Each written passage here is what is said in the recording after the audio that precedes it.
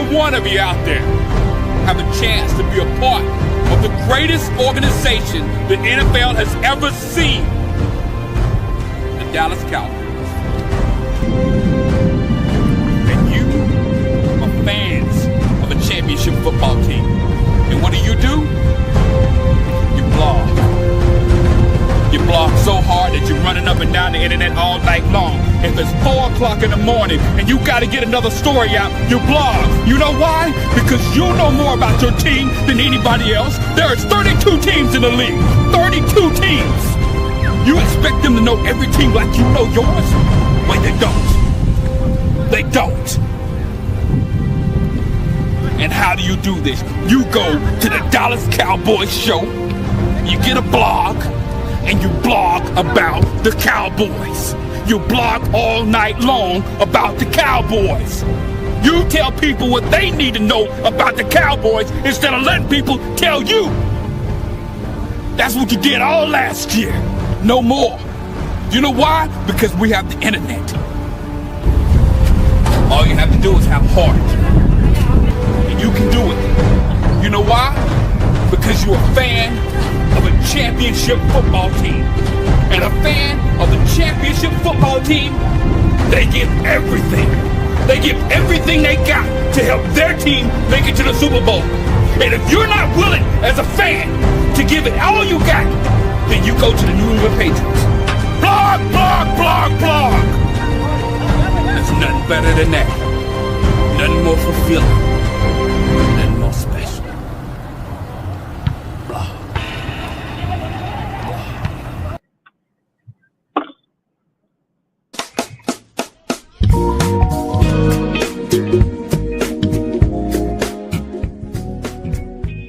DC Universe in the building, and we got some killers in here today. This is what I love about DC Universe. It be different every time, bro. I swear, you don't know who go be up in this month. You hear me? So we got one of the original OGs. He ain't got his camera on. Now he do. Wes! Hey, listen, Wes. Wes, I was thinking about you the other day, bro. I was thinking about you the other day. See, because you know I've rocked with Wes for years. I gotta say this. See, my boy Wes got capped on one day. Somebody said, go back to your 10 followers on YouTube. I saw that cap shit. Mm-hmm. I was looking at Wes the other day. Wes had 37,000 cats on Facebook. I said, see, ain't nobody on YouTube doing 37,000 per video. See, that's what let me know, old boy ain't really one of us. Because if you really was one of us, you would have already known not to disrespect the homie like that. So I just want to give respect because I'm like, say, my boy quietly on Facebook doing 37,000 per video. What's up, bro? What's up with you? What's up with y'all, man? Hey, none of y'all 37,000 per video, homeboy. Hey. Let me talk about the numbers you was doing 5 years ago when I was with you. The numbers you was doing 5 years ago and 6 years ago when me and you was rocking together was 10,000. He can't be capping on that now. They be capping that. No, that's what he was doing on Facebook. See, don't think you the king because you the king of this molehill. Don't mean you the king of the whole mountain. You feel me? So watch your capping. So anyway, I wanted to say that when I saw 37,000, I said, God. So anyway, I wanted to show homage, bro, because see, cats that's in the space already know what time it is with you, dog.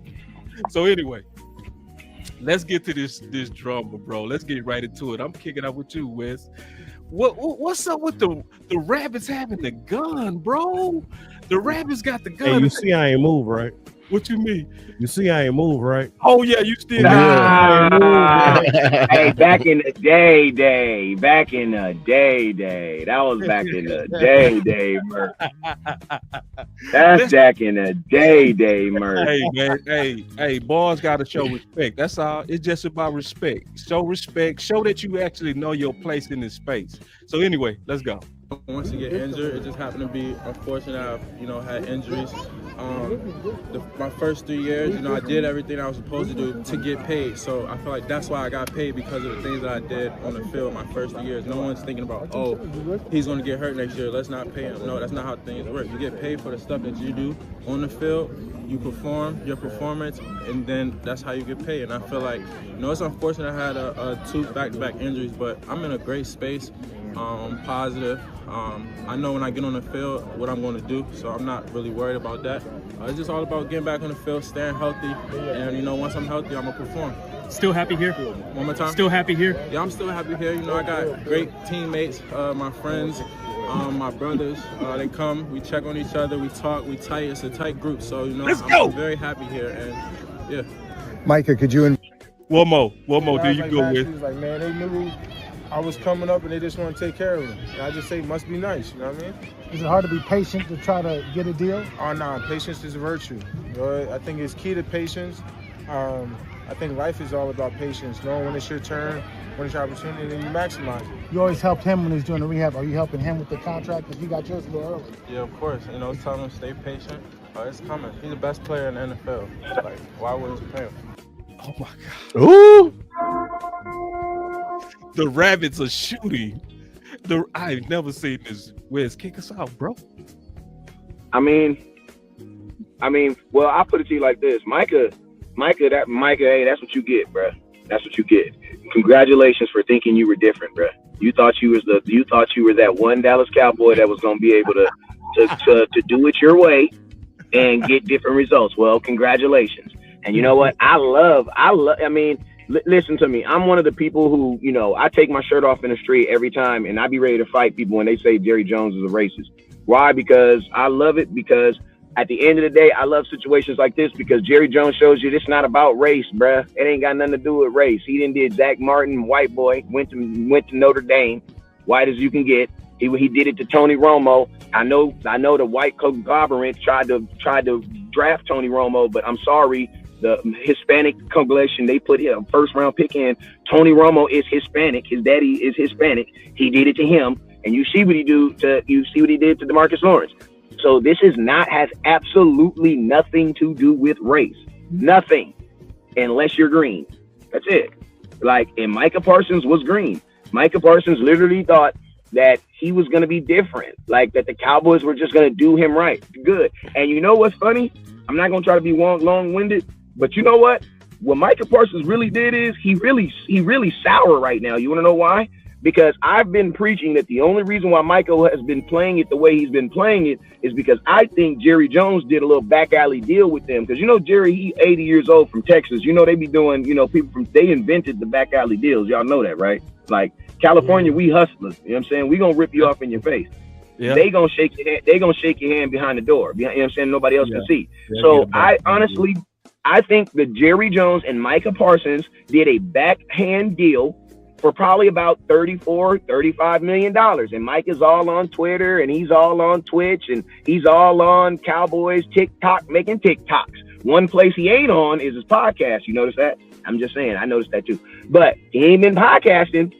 But then all of a sudden, and I'm not being racist, but this is how I talk. The white boy got $41 million and kind of messed up everything. Because I ask everybody this question right now. When TJ Watt got $41 million, who do you think was the first missed call on Jerry Jones's phone? Probably Micah Parsons' agent. Micah Parsons' agent telling him, hey, Jerry, you know that deal or you know that little thing we never signed? Yeah, that never happened. 42's the new number. And you know what Jerry Jones said? Jerry Jones said, man, I'm not giving you $40 million, man. You know, you missed 6 games, even though he missed 4. He missed 6 games. You know, we gave Dak Prescott that type of money. What was that money? $40 million. That's the problem. The problem is Micah Parsons, you should have got your deal in paper. You tried to do this little sick stuff and tried to play Jerry's game and just thought that Jerry was going to hold you down because you just so hold-downable. And then he showed you, boy, you is not special. And then he hit you with the P. Diddy laugh. You are not special. DMV. Did he say the P. Diddy laugh? He did. Hey, you know that P. You know when someone laugh at you, you know when something behind it. I can't hear you, D. Yeah, you muted. My bad. My son called me, so I put it on mute. My bad. Okay. So it's like I want to agree with West Coast, and I probably will agree with about 75% of it, right? The only thing that I kind of want to add to it, it's more so me adding.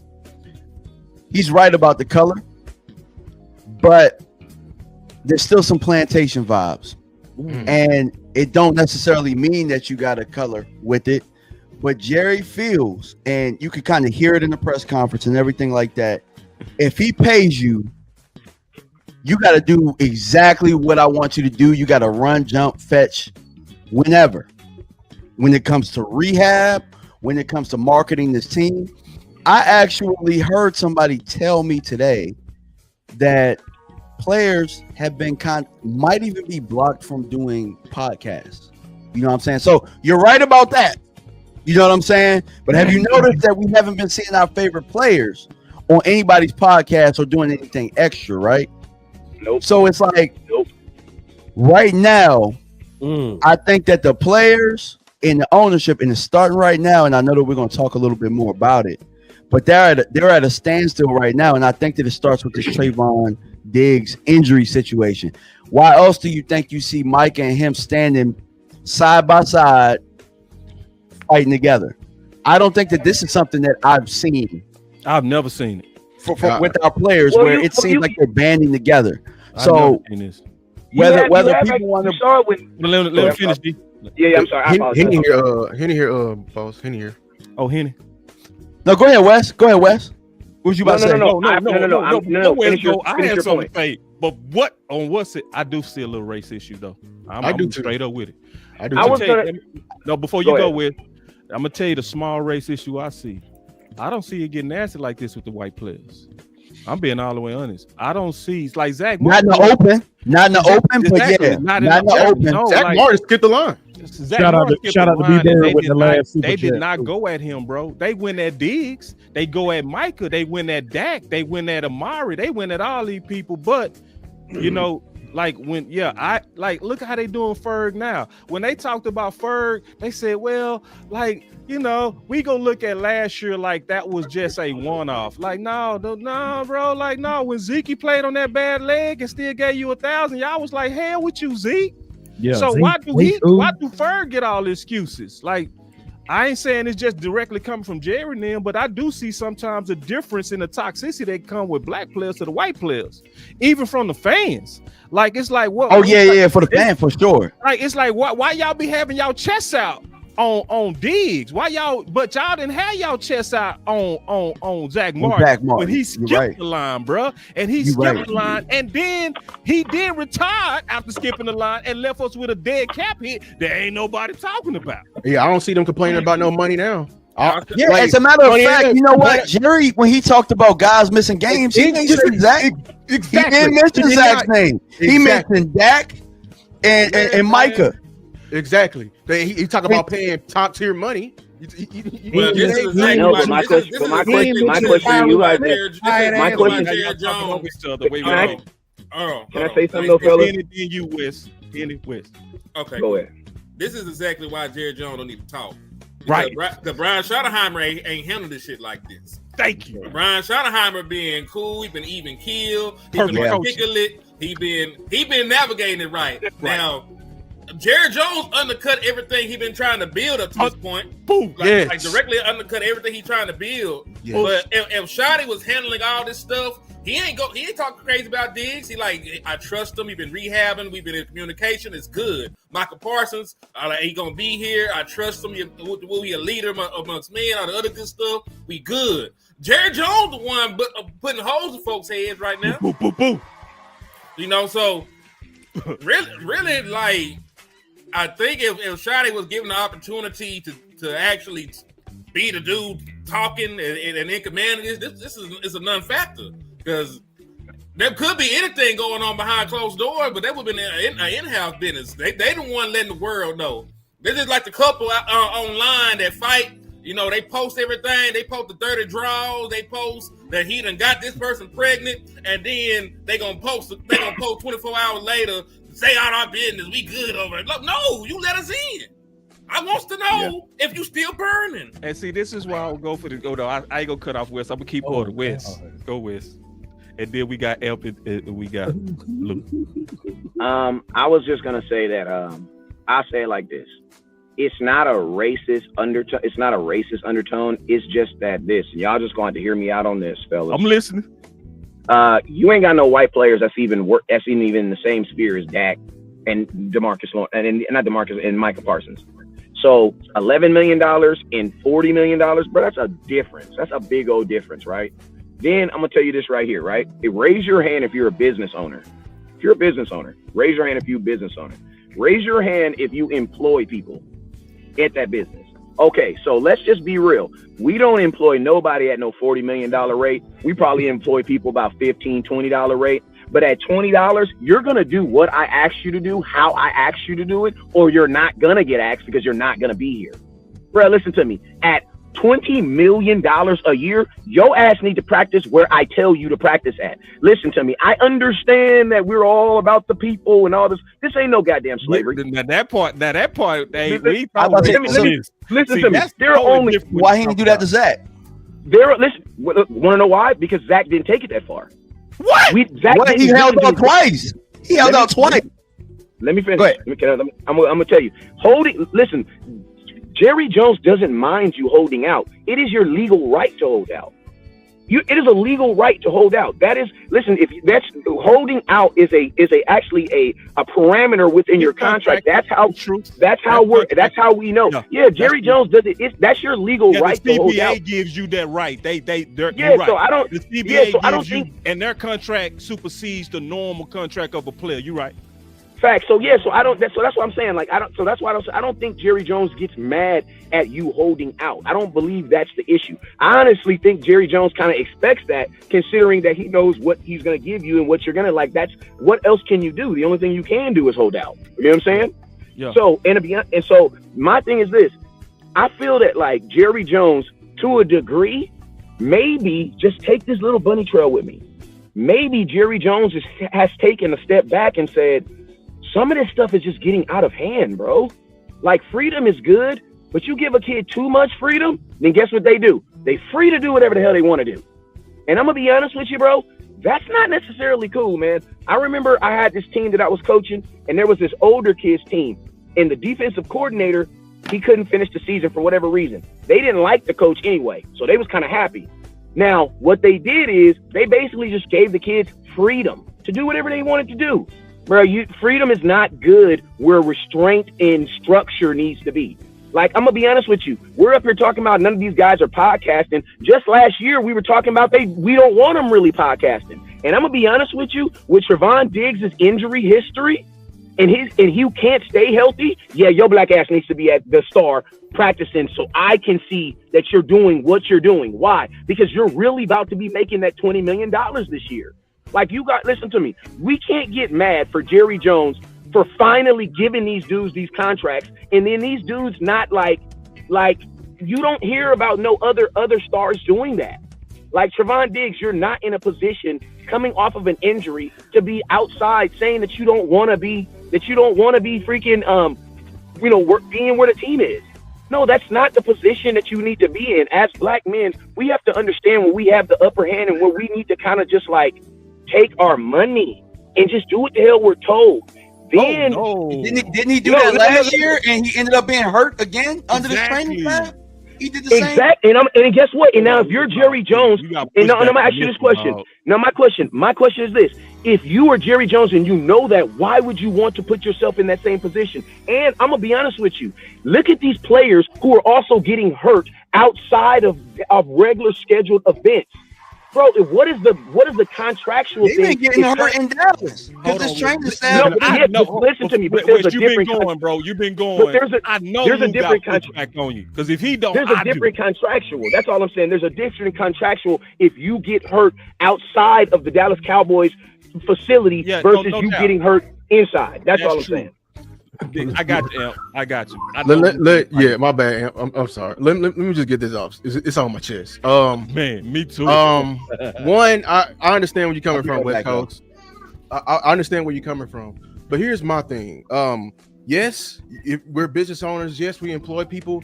Yes, the employee has an obligation to the employer, but at the end of the day, there's an obligation of the employer to the employee. Here's where it's different. We're dealing with incentive money. They're putting 100 on 10 for incentive money. And I feel like what they should have did And what Steven tried to do, he literally said, "Look, it was stipulations in the contract, and we handled it." Whereas Jerry is going wrong, and he's trying to put 100 on 10, and this is making it seem like it's different from anything they done other than that. We're dealing with auxiliary money now. You know what I'm saying? And I just feel like when you say he should be working out here, he tried that there. And the thing that we failed to take into account, there's been a history of what's been going on last year. First of all, let me start. You talk about the employer and employee.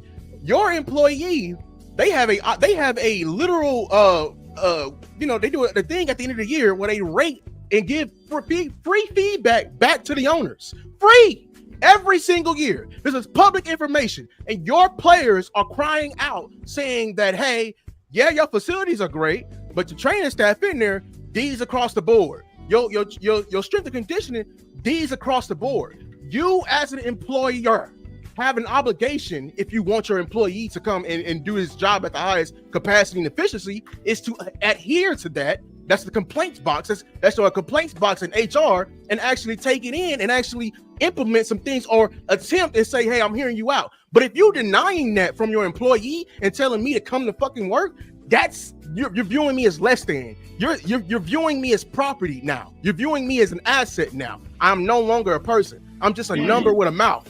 That's all I am to you. So, and this is, I think this is bigger than what they're trying to do. They're trying to stop a movement. They're trying to stop a whole movement from this. So I could understand, right? If this was Diggs' first time and first interaction with the rehab program. But guess what? He tried it their way first. Okay? So now he's doing it his way. Y'all know I've said it till I'm blue in the face for very personal reasons. And I said this Sunday. Players in injuries and their bodies should be treated no differently than women in their right to choose. It's the same thing, because long after players decide to hang up these cleats, guess what? You still have to live with that body. So I believe that the player should not be obligated to go to just your doctors because it's your body. You should have the choice, the option to choose one or the other. It should not be mandatory. Now, I understand, Wes, to an extent, you pay people X amount of dollars to do a job a certain way, et cetera, whatever. I get all of that. But that body, that temple, you know what I'm talking about? Like, temple. This is your money maker. That's right. This is what makes you the dollar. And you might not be the only person that ever employed me. Huh. Yeah. That's the part. So I got to protect this. I'm employed with you right now. Do we not talk about players and the dollars that they spend, and LeBron James and what he does for his, his workout regimen, Tom Brady, all the money he spent for his workout regimen? These players are investing into their body. Nobody says anything when the players invest into their body, but now that I want to rehab my own body, now all of a sudden it's a problem. Man, that's why I love this, because this is a good ass debate, bro. I ain't mean to cut you off, but you just hit it. That was a good spot right there. Y'all go ahead. Oh, can I grab him? I'm gonna be quick. I promise. I'm gonna be quick. You made words. I'm gonna hand it to you like a stick on the track. Just stay stick when you ready, bro. Just stay stick. Listen, bro. Like, and I love this is, man. Everybody on here smart. We're smart. I'm smart. Hit it smart. Like, everybody got, but this is different. We see this a little bit different. I kind of lean on what Lou's saying and what M's saying. Like, where. And this is a dilemma that happens with great athletes. This happened with Brady. This happened with Luka, where it's like, I got trust issues with your doctors. Y'all getting these. Kawhi Leonard too. Kawhi. Y'all getting these. And I got to put my body where you're getting a failing grade? No, dog. No. Like, listen. This is what I think they need to. This is how they come together to me. You come together like, I just need to pass the inspection. If I pass the inspection, then leave me alone. If I don't, because see, with Brady, it's ludicrous for New England to be like, y'all got to go work out with my people. Hold on, West Coast. It's ludicrous to tell Tom Brady, who came up with the TB12 method, drinking it, his whole love for the game was gonna guarantee that he was gonna come back optimal. So he didn't need an understaffed facility to make sure I'm ready. I already said this. I see it from Jerry and them standpoint that if I'm employing all these people, I want y'all to inspect them, but don't go so far to start acting like y'all are just righteous in y'all standards and trying to get me healthy. Because I saw y'all rush Gallup. I saw you tell me Bland was gonna be ready, and 6 weeks later he still wasn't ready. Right? Y'all got a track record that has covering up surgeries. No, let's air it out. Covering up surgeries. Brandon Cooks. Hey, I'm gonna tell you. Go ahead. Go ahead. No, we got hit. No, I know because I was ad-libbing. My bad. The debate is good, but we got to go ahead and I got you. But you get the punch back. All right, my thing is this. Like, I understand both sides, but this is the thing. The way that Jerry spoke, you're gonna have to say if he lying or not. He spoke as if he wasn't tripping about him rehabbing away from the team. He just wanted him to be there for the stuff. So if that's the middle ground, and boss, like you said, that's not what he said though. That's the inspection part. No, yesterday he said something different. He said, "I want you here all the time." That's exactly what he said, bro. So it ain't just the inspection. If he was meeting me in the middle, it would be like just pass my inspection. Now he's saying, "I want you at my facility," which if I'm Diggs and I'm like, I thought what he said is he wanted him there for all the major events. I didn't think he said he wanted him got there the for clip, bro. He said all. He said all. Run it for me. I'll run it for you right now. Because remember, that's why he mentioned Dion. He mentioned Dion. Yeah, Dion. You know, he want to come up. You know, he said Dion came. Yeah. I mean, that's the point. That I really thought that was the parable. The parable. He mentioned Dion being away, but he wanted Dion to be there for this, and this. He said he wanted Dion there for show. Yeah. In other words, and then because he said Dion made the point that, hey man, I do more work than these dudes, right? He was like, but it's like, nah, but I need you so they can see what makes you great, basically. You know what I mean? That part I understand what Jerry's standing for, but what he said about Diggs is he said, I want Diggs here all the time, pulling in that. Hold on. Okay. What y'all niggas eat today, man? I'm over here.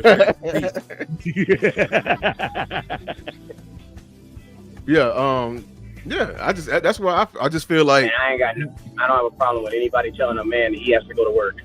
I have no problem with that, especially in a year where y'all about to tell this dude, this is the thing, man. Like, I feel like Jerry Jones wants Diggs to play week 1 too. You know what I'm saying? And I'm gonna tell y'all something like this: we got to stop this narrative of saying that the organization made players play early. That's not true. What happens in the NFL is you get medically cleared. When you are medically cleared, that means the NFL has medically cleared you to play. Now, if you decide to put your helmet on and shoulder pads and run out there, that is on you. And let's just be honest, this is a commander conquer type sport. Girl, there's my son at 6 years old played in a world championship with a broken arm. I had to sign a waiver for a 6-year-old. He did not want to miss the game. At 6 years old, he didn't want to miss the game. But here's my pushback. I think that's corrupted. I got the clip too. I got the clip. Yeah, let me say that. I think that's corrupted because I understand people need to come back and be at work, but the way Jerry worded it, he hit it right. Yeah, but can I say something real quick? Because I can explain. I can say this. Then I'm gonna say this is my last part. This is what y'all also gotta understand. Michael Parsons, there's a 50-year difference. You expect him, even though he's here, you expect him to practice until. Go ahead. I just want them to have the clip ready to go.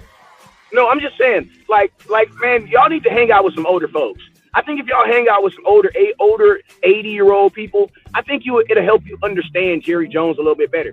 When you over the age of 80 years old, bro, you done been on this earth damn near 100 years old, bro. You are saying what comes out of your mouth, how it comes out of your mouth. You have been through damn near slavery, oppression. This dude has been through civil rights. Everything that you can imagine in the last 80 years. Bro, they're going to say how they're going to say it. And you got to remember, we're all like 60 years younger hold on. than him. What are you saying with that, Wiz? Like, what is your key point to that? Is that he get to just shit on cats? Because, see, that's the problem we have. No. What I'm saying is this. No, that's not shit. He didn't shit on him. Because I'm just saying, you were saying because he ate him. What I'm saying, the problem we have with him is that he stand up there, and other teams don't do this. Other teams don't do this to their players, dog. Yeah, but other teams don't have an 88-year-old man talking on the press box either. That's the point. We don't want him talking. Somebody Well, got to he's the take owner, the damn so I mean, fees, man. He's the owner, bro. He's and the that's what owner. I'm saying. He's Like, the owner, and then we want you to be like the other owners. The other owners ain't got No. that ego to where you got to talk because see, Tuck did the exercise yesterday. Amy, who was next, bro? Because you know me and West. You supposed to play the clip, nigga. I'm sorry, I didn't mean to say it. Hey, no N word. I don't want That's my last one. I'm sorry. He cut it off. He cut it off at the end. He cut it off the end. He cut it off. Gets a contract finalized. Well, everybody here is under contract. Everybody. Yes, and so that's what that is. From the standpoint of, let's say, what happens relative to, I'm looking at the entire NFL when I say this, and that's players that are under contract and teams looking to make it better for the team and for the player. In terms of that, that is incumbent if you're in that price range. When you're up there in that top 10%, so to speak, of the league, and that top quartile of your team, leadership is really big. And leadership exhibits himself when you're negotiating as well. And so I'm appreciative of Micah being here. I am. And it's incumbent upon us all. We've got a player that we've docked him for not being here during off-season workout, as you well know. And we will fine him for that, because those parts of a contract to go directly toward the leadership that he's is as a player relative to the rest of the team, and certainly, obviously, to our fans as well.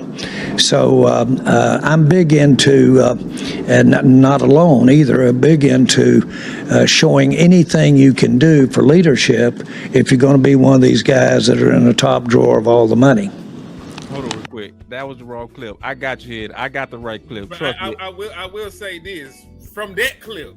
No. I want to get you the right I know what you're clip, saying. dog. I'm just saying from that clip. No, I got it right here, Prue. Just give me one more chance. One more chance. Okay. I'm just saying. He makes sense. Tommy Arch, DallasCowboys.com. Jerry, you kind of brought it up a little bit earlier with Trayvon Diggs. So what went into that decision, and then what do you want to see from him as a leader, like you mentioned, and where do you feel like he is in the recovery process? Oh, we expect a player paid like Trayvon to be here all the time. There it is. That's what he said. He said, I want him here what? All the time, bro. That he's saying that's what his expectations are. So whether you trust my doctors or not, I want you here, dog. You know what I'm saying?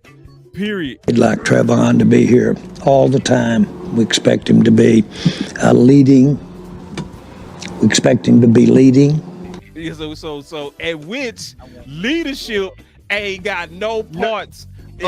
That's the suffice word. That's the word he's throwing in there. Yeah, he's throwing that He's in throwing there, that, dog. He don't care about no damn leadership. Not your leader. Money. He keeps saying he's in that top tier of money. See, this is why leadership don't mean nothing, Cowboy Nation.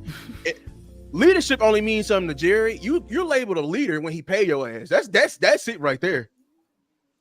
That's it right there. And that's the key word of I expect you to be here because I'm paying you all that money. Leaders in money. That's what coincides in Jerry's mind.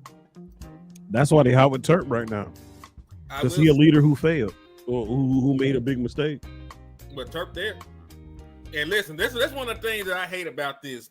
There's a lot of great things that actually happen at training camp today, and we ain't got to listen. Like we won't, because that could have been a 2-hour show, you know. Easy. But we're gonna probably get like 30 minutes of that. Right. This because Jerry Jones and them. Yeah, it's great stuff. It's great stuff. I like what I'm seeing. You want to talk about it? We can get off of this. I do. Let's talk about training camp stuff. Let's talk about training camp, bro, because it was way more good stuff going on in training camp. One of the main things I liked that I saw in training camp was the speed, dog. Hold on, let me get Jerry off here, bro. See, that's why I say move him out there. I don't like that. Get out. Let me get it. Look at the speed that they practicing, bro. Them boys moving. When I was looking at the film, everybody is rolling, bro. They speed of practice is different, dog. That's one thing I noticed for sure. Can I tell you what I like personally? And it's outside under center. There was a bunch of shit from under center. Yeah, You know, that's some stuff that we haven't really seen. we'd abandon that shit. Yeah, like like Dak Prescott with the shot. Like there's a metric that shows folks for like straight drop back pass out of shotgun. That like that bar is like over here and everybody else is over here. He only played shotgun for the last however many seasons. So like, and he was going crazy on motions. So all the motion people, because I think motions gonna get caught up this year. I'm being honest. But for those who want to see it, Shotty giving it to you. A lot of snaps. Like there was one motion. It only ended up being like a little sit route to George Pickens, but they motioned CeeDee Lamb from across the other end, right by George Pickens, and that in turn basically made George Pickens the slot receiver. Lamb went out to the flats. George came right over there and set, but there was so much space. Like the spacing looked great, and I know it's just practice one. There's not a lot you can really just take away from that. Yeah. But you know, like conceptually, like I liked it. And then like even this is, y'all know what got my wood going. You know, if you functioning right in the morning, it should be a signal that you see, something got me going like the early morning me. You know what I'm saying? The one that'll pull up to the bathroom, that guy. Is when Brian showed that he is not playing on that competition. Is he? No, that ain't the clip. Hold on. We gonna fight about that. Yeah, hold on. Yeah, I got it. Yeah, because that's in the front of my mind. Hold on. We gonna talk about that. That's not as good news. You know, but we gonna talk about that too. But he wasn't on that list that came out with you guys as far as NFI or PUB. How excited are you to get him back, and then his recovery? You've had a front row seat for it, just to have him back on the field. Yeah, Sam. I'm going to speak to Sam and John Stevens because both those guys just completely were. They're incredible. I mean, you talk about Sam. He did not miss a day. I mean, he really didn't. He didn't miss a day. He looks amazing. Again, we're going to be smart with those guys. They haven't, played throughout the spring, so we'll be smart with those guys and how they participate. But cannot say enough about how bad he wants to go. And then, for John, I mean, John is just one of those feel-good stories, man, where you're like, hey, this guy, when the injury happened again, he could have really gone in the tank, and he didn't. And I think that's a testament to the young man. Same thing. We just had a walkthrough, and he made some mistakes that you would imagine, but he was kind of making them thinking and going full speed in his mind. But that's why you do this. That's why you have the talk-throughs, walkthroughs, mock situations, and things like that. But kudos to both those guys for what they did in the spring, and also to really Jim and Britt and the training staff. And man, listen, I'm messing up on my clips, bro. I ain't got my clips lined up. It don't matter. But the point is, and I have it ready. I just like Shotty talking, bro. Man, like, Shotty, you can play anything. Shotty today went hard on competition than he ever did, bro. Like he said, we ain't playing. Ain't nobody giving nothing out here. He say Dak ain't got it. He say Booker. And he started naming names. Like he was like, no, everybody got to earn it out here. That was a direct shot at our guys, bro. He like, ain't nobody. Listen, he say we got to get through all these practices before we even determine who the starters are. I said, yes. Talk that talk, bro. Physical ass camp. Physical. They were physical. Like you, I thought I forgot for a couple snaps they didn't have no pads on. Man, hey, and then he said we gonna have a physical ass camp. And see, Coach Marv, let me go Coach Marv right now. He been preaching that for the last 15 years. I swear to God. Salute to Coach Marv too, by the way. Y'all ain't with us. Jerry Jim is the same. See, Jerry's he been banging. He been banging it. I got to show him in this week too. Yeah. Man, the football. Listen, y'all, Cowboys Nation. Let me say this: Jerry and them go Jerry. Steven and them go Steven. But the football side, that's why folks are trying to protect it from that, man. The hardest line that he said that stuck with me. He said it yesterday in the midst of their BS. He said, "Man, I'm trying to get my daddy a ring." He said, "He's trying to put a ring on that." I felt that too, on his headstone. You feel me? I almost cried. Say, man. Well, so we get real. Let's think about all the stuff we get in the MV for Christmas. I've been crying for getting rid of our guys for the last 4 years, crying about it. He killing it, Brian killing it. Coach Moore been crying for physicality training camps. We getting it. We seeing them running very fast. Even your backup quarterback is dicing. The defense getting the ball. They keep getting the ball. Did y'all see Nealon get that pick today against Dak? I saw that. I didn't see that. I did. He got pick 6. Marshawn Neely got a pick 6. Neely? That's that dome. I can play the In the clip. flat. I'm clipped up today. I got the full clip. He was in the flat somehow. I think it was a screen pass. I Was don't it know to Miles? I don't know what the hell Miles Sanders was doing, honestly. So, Honestly, we haven't been a good screen team. Like, we haven't been a good screen team, so we need to practice it. They practice. So I'm okay with it. I mean, they practice a lot of stuff, but like I love the listen. George Pickens is fast as hell. Like I know I saw that. Yeah, he ran that eagle route. That was nice. That eagle route was nice. The moment he runs better routes than I expected. I know it's just training camp, but he was not bad on those routes I see. Yeah, you listen. The juice is in our practice, y'all. I'll tell you, you ain't alone. Ooh, hey, bro, I seen Dak dancing today, bro. Man, listen, Dak might got his juice back. Hey, man, that boy Dak hit a high step, bro. If you had to watch a lot of these training camps to see that it's different, bro. You can see now that we got our eyes on it. I see the energy that they've been talking about. It's a whole vibe. It is. That dome, man. Hey, I'll believe it when we don't come out to Thunderstruck and we come out to some Future. Man, we ain't coming out of no thing, bro. Man, just listen to the practice, man. The practice is be lit. They out there on Future, some Kendrick. Young practices be lit. When we come out there to we about to come out to Ozzy Osbourne, RIP. Nah, bro, dog. They coming out now. They coming out fast, dog. They coming out to that real. Like, Hey, that's hey. You hear me? Listen, bro. Listen, man. Now, and then, like, you know, me and Star was talking today. That boy Deuce looking juicy.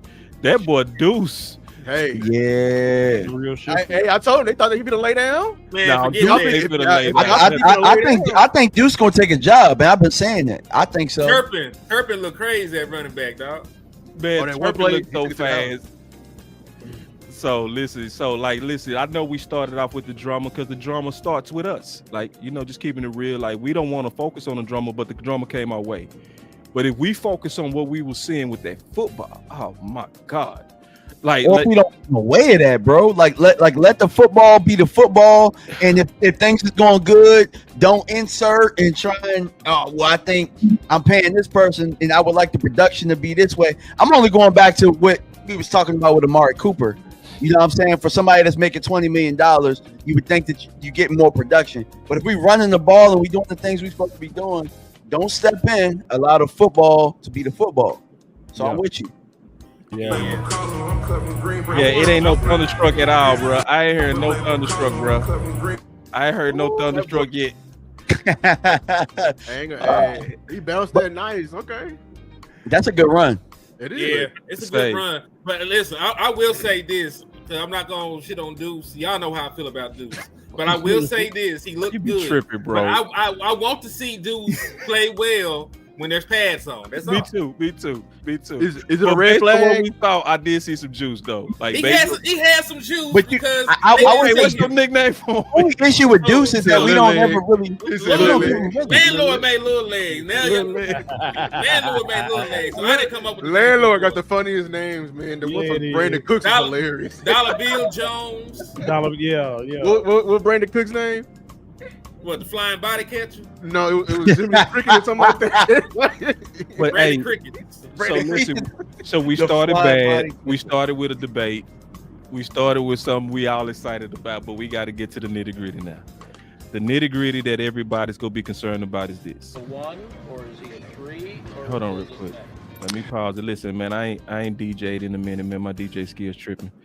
All right, DJ back. Let's go. Uh-oh. Here we go. Considerably lighter. Here we go. Mozzie is reportedly considerably lighter. Is he still a 1 or is he a 3 or does it matter?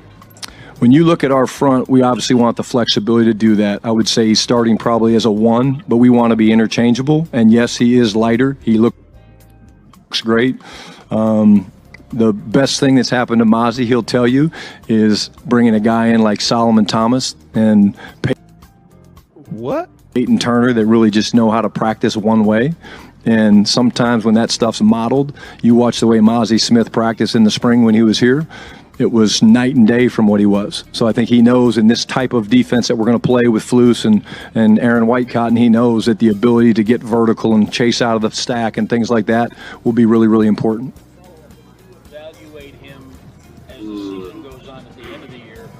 Will statistics play a role in his evaluation, or will there be things, whatever position he's playing, that he will do that don't necessarily have statistics and make you say, oh, we want to bring him back? Yeah, great question. Again, stats are part of the story, but if you're pushing the pocket and you're a one technique, or you're playing the zero nose, we move our fronts and we're multiple, as you guys know we're going to be. If he's knocking the quarterback back and we're getting pressure and sacks off the edge, to me that's a stat that we recognize as a staff. It's maybe not out there for the world to see, but stats are part of the process. But when you get to the interior defensive and offensive line, sometimes stats can be misleading. All right. I'll go first. And you know we all going. All right, I know. This is the only thing I'm gonna say about Mozzie. I just need to see it first, because if he's still strong, because they say he lost weight, they didn't specify how much, so we spitballing. If the boy's still 305, 310, he can still eat up double teams. He can still, hold the point of attack. I might be fine with it, man. I don't ever want to hear about my one tech losing weight. But, I've seen smaller one techs hold up in the run game. I just got to see Mozzie Smith be productive in year 3. I don't care if that's him playing at 340 or 310. I need the result. For now, this stuff about them being multiple, like we got to understand this about the scheme. This is Mozzie Smith's third scheme in 3 years. They had him do all kind of stuff at this point. They had him on Jenny Craig. They had him on steroids. They done had him on everything. So they done changed a bunch of stuff. Now we got a Rod Marinelli, attacking one gap system, right? So predominantly what they want to do is get up the field. That's not really Mozzie Smith's game, regardless. So they trying to do some flex stuff to keep him on the field. Really though, I just want to see, Mozzie Smith go out here and be productive. Now it doesn't sound good, honestly. That's being straight up and down with you. This is nothing that you want to hear. After 5 consecutive years. We done got big time in here. After 5 consecutive years of being a bad run defense, you don't want to hear about your primary run defender being smaller than he already was. But I'm gonna let it play out, man. Oh Lord. I still. I wasn't expecting that from you here. It's year 3. It's year 3. That's true. Listen, because I'm trusting the development. I'm trusting the strength and the attributes got him drafted as a first-round pick. It was already a wait and see approach to Mozzie Smith anyway. Nothing changes from the fact that I know that he lost a little weight. Is he stronger?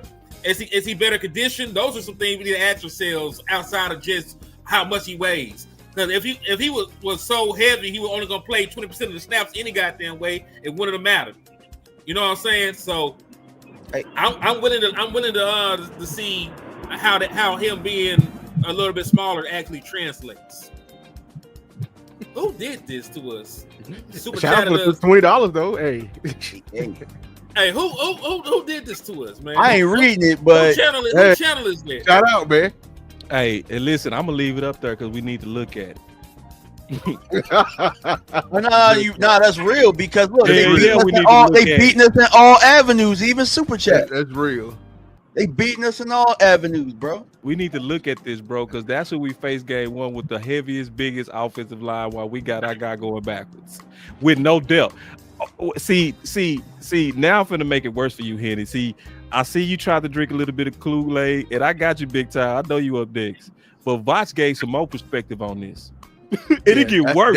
That's what pissed me off. This is bad. This is what pissed me off. Oh, right man. Here. And see, thank God that we got a YouTuber out there, because see, them YouTubers don't play. They go get down to the sauce. You hear me?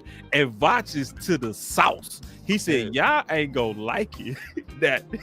But looks like an answer for the one tech position is to just throw Solomon Thomas and Perion Winfrey in there. Mozzie doing one tech and 3 stuff. Tua is large. That's telling you that right now their primary one tech is a rookie. It's a rookie. I don't wasn't like mad that. about them. I ain't gonna lie, I wasn't mad about Mozzie losing the weight. He could be stronger, but this is the thing that killed me on the development, and this is why I'm mad about the plan they got for him. The fact that they said they view him as a What 3-tech. plan? What you mean you view him as a 3-tech? Again, we did. How many 3-techs do you need? So when you said you view Mozzie as a 3-tech, that means y'all viewing all the 3-techs as 1-techs. But hear me out. I literally said that. Like, I'm like, so if you viewing Mozzie at 306 as a 3-tech, that means you finna throw Denzel Jackson at the 1. So that I already knew it before. Denzel Jackson ain't gonna make the team. It sound like we don't know what we gonna do with him, but we gonna figure it out. That's all I heard. I don't know if anybody else heard that, but we gonna figure it out. Bodies at it. We throwing darts at it again. Absolutely. But to that point, though, I thought he was more of a 3 when he came out anyway, and we were gonna put him alongside Hankins. I thought that's how we were gonna bring him along.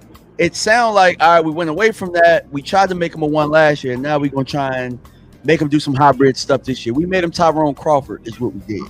You know. My question is this: I don't mean to cut nobody off, but Osa Odighizuwa was one of the highest paid 3-techs in the National Football League. Facts. Like, how much are you actually taking this man off the field to have 53 techs? No, he gonna play 1-tech too. That's what it sounds like. Big time, go, man. I know you, man. Go. Oh, you muted. Unmute yourself. He done walked out. Listen, man. Listen. I'm at my son's basketball practice, but and I'm here in Memphis. It's hot. I'm outside. I'm probably gonna start sweating. I just wanted to come on here. Good to see all you brothers doing it. But listen, when it comes to this right here, man, good Lord, this is not Mozzie's game. Mozzie's game is not an attack and get up the field. That's the first problem right there. Did y'all hear Sinai say he's gonna get up the field? That's not his game. His game is to plug the middle. And he can't plug it like we saw him like he got pushed around. Good Lord, it ain't nothing to talk about. Why are we acting like he's a 3-tech when he's not a 3-tech? He is a plugger. Getting up the field is not his game. I saw him at Michigan. Michigan is my team. He's never been a get up the field guy.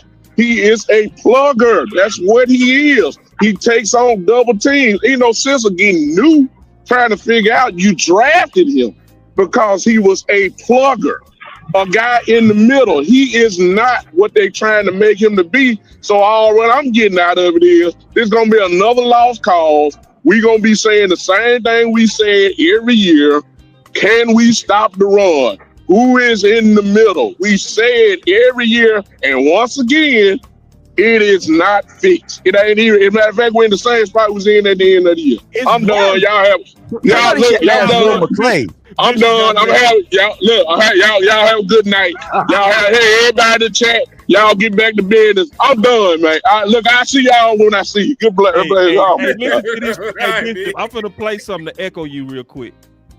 You do have to look at the coaching change. The year before we got there, it was more just vertical, get up the field, get up the field, get up the field. Really not Mozzie's game, to be honest. Have to look at. Now, I know y'all think the YouTubers don't know what they're talking about. I know y'all think Bishop was just talking, but this is what Greg Ellis just said regarding Mozzie.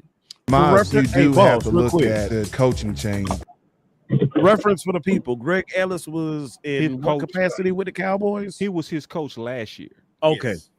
Yes. Just so we know. You do have to look at the coaching change. The year before we got there, it was more just vertical, get up the field, get up the field, get up the field. Really and that's what Bishop was saying. Not Mozzie's game, to be. And Bishop also said it's not his game. Shout out to Bishop. Be honest with you, I think he played better last year. He flashed some good stuff, in my opinion, but he kind of shows why the Cowboys drafted him, what they saw. Now because they changed the scheme to what he was doing at Michigan. Switching up again, and from my understanding, this again more vertical charge, more vertical. So they going back to Dan Quinnish. Charge. But hopefully they factor something into the equation to allow Mozzie's superhero ability to flash. If not, you may need to just trade him. But I think that last part is what they're trying to avoid. Instead of getting rid of him because he doesn't fit the scheme, they try to make him fit the scheme. See, that's some stuff that I don't understand, right? They invested. I understand that they invested the first round pick. We know who we are dealing with. Right. Like nothing goes to waste in Dallas. The Cowboys don't know how to. You know, when you were a little kid and you play the games, it's all different kind of variations, but it's a matching game, and you turn 2 cards over. We don't ever match 2 things together. Like we'll get a player that's tailored a certain way that'll fit another scheme better, and we'll bring him here and try and force that square peg into a round hole. And then we get mad and say he's not living up to the hype. No, because you're trying to make him something he damn not. Stop it. I think it's cheap. They just trying to get. Hey, so how we gonna win it? You know how we gonna win it? We gotta win it on offense, bro. Because now the season getting ready to start. So listen. We need to keep pushing for this 1 tech. Obviously, they don't take it serious. They see 3 techs as 1 techs. Now it's about how we gonna win this thing. You got to put it on your offense now. You got to put it on that offensive line. You got to put it on Dak. You got to put it on Pickens. You got to put it on CD. And you got to put it on that committee. We're going to have to outscore teams, brother. And we're going to have to do it in winter. The sad news is this. It's a 5% chance because most teams that win it have a solid DT room. We've been all talking about that. You have to go back from years before you start seeing a last rush defense win it all. I think you have to go back to 2007. I think it's like 2007, 2011. The Colts. I thought with the Giants. No, hell, boy, that's the Giants. No, they had a defense. Their regular season numbers were bad. Remember, they were a wild card team and they won both times for a reason. Because of their offense, not because of their defense, dog. No, hell no. Russian defense was not good. I'm pretty sure I can pull that shit up. You have to show me that. I would have to see that. 2007 Giants. Yeah, I would have to see that. Because if you're right, I'm going to be like, Henny is the stat nerd of the year. Because I would have to see that. But still, the same point is this. It's hard to find teams that can't stop the run and win it all. Yeah. Is it impossible? Yeah. No. But it just if you put it on your offense. They drafted Mozzie Smith to be with Dan Quinn. Dan Quinn was never a defensive line coach for the Dallas Cowboys. He was a defensive coordinator. So, they were. I think the Cowboys were in the assumption that Dan Quinn was just going to have like what Dan Quinn was going to kind of take him up under his arms, but he didn't have time to do that. He had to take the whole defense up under his arms. So the opportunity for him to actually work with someone that could actually help him, even though Dan was there, he wasn't really there. He couldn't really help Mozzie in particular. Then more importantly, I'm going to be honest with you, you're foolish if you draft a defensive tackle is not a position that you want to learn from a coach in the NFL. You want to learn that through experience. So the fact that the Dallas Cowboys drafted a defensive tackle in the first round without having a defensive tackle that's worth that quality on the team was foolish within itself anyway. Before they drafted Mozzie Smith, they should have went and got like an Ndamukong Suh. They should have got some guy, and not even. And I'm gonna tell you, George McCoy. No, I'm not talking about McCoy. You know what I'm saying? McCoy was, he was already riddled with injuries and a bunch of other things. You know what I'm saying? And so, but I'm talking about a legitimate guy that could actually play, that was actually playing at a very, very high level. You know what I'm saying? When you have to pay for it. Cowboys should have got that. They should have got him and had him train Mozzie, because defensive tackle is an offensive line. Those are OJT type of positions. You got to learn those positions on the job. Like that's a position where first day of the job, your offensive line coach tells you, say, hey man, all that shit you learned in college, made you an All-American. Yeah, forget all that shit. Forget all that shit. This is the NFL. Everybody's big. Everybody's faster. Everybody knows technique. Everybody, You know what I mean? It ain't right. Hey, like, Wes. Forget all that shit. You know what I'm saying? Right. None of that matters at the it's NFL different level. now. It's man stuff up here, bro. Hey, Wes, can you say that point again about getting somebody in here to teach? You know what I'm saying? Because I think I personally think that when you pinpointed that, that's something that we don't typically do as an organization, where we get veteran guys in here to teach our guys how to be those guys. And then by the time it's their time, then we allow them to, be who they're going to be. I can say that in the running back room. I can say that in the receiver room. We finally did it with the receiver room. But for a long time, we would go by committee and we wouldn't have nobody. It's almost like a chicken with their heads cut off. we like to draft and develop, but we don't bring guys in to really show these guys what it is to play at a high level. So I think that what you talked about, bro, like that was excellent, man. I just wanted to point that out. Yeah, Wes go hard. He all right.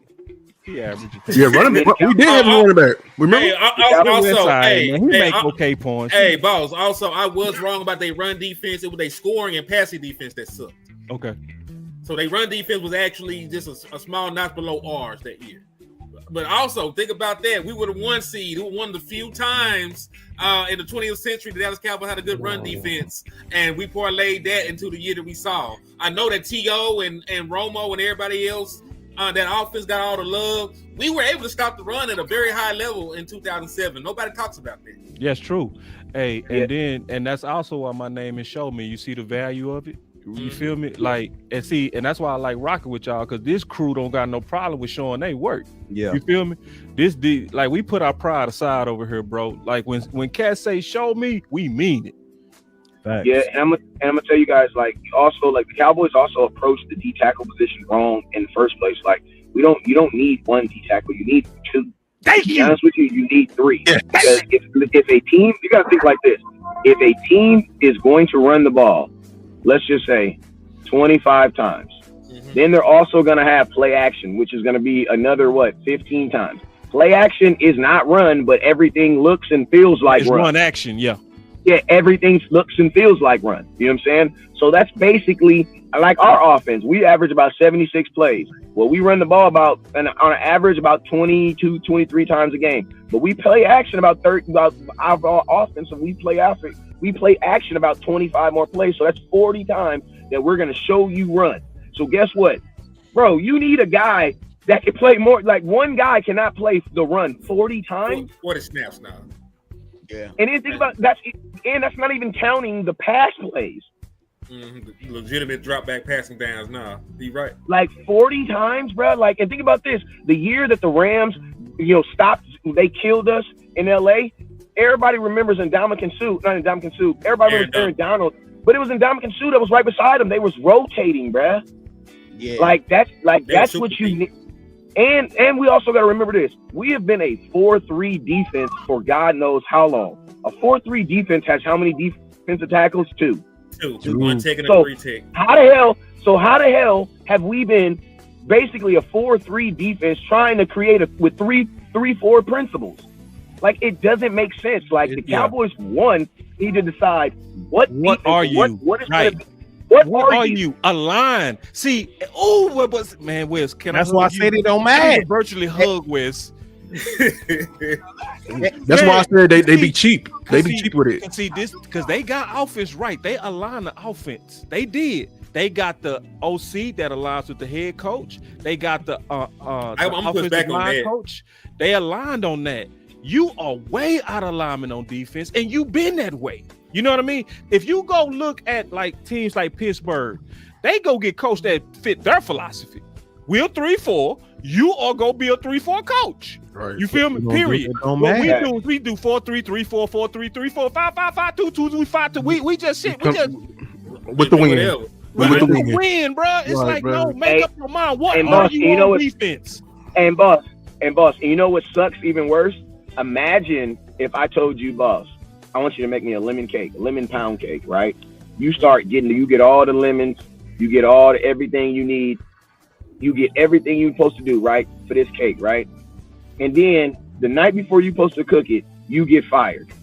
And then they bring in somebody else. They bring in Lou, and they tell Lou, hey man, we want to make an orange crisp cake, actually. And guess what, Lou? We're not gonna get you no oranges. We got to use what's already here.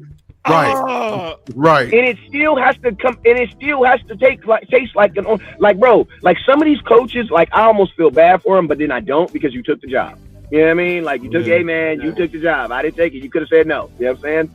But like, bro, some of these guys, feel bad for them, bro. To your point. Yeah, because some of these asks that they're asking these guys are damn near impossible, bro. Like, there was a span in the Dallas Cowboys in our fandom where we literally went from a 4-3 defense, then we went from a 3-4 defense back to a 4-3 defense, and we had basically the same players.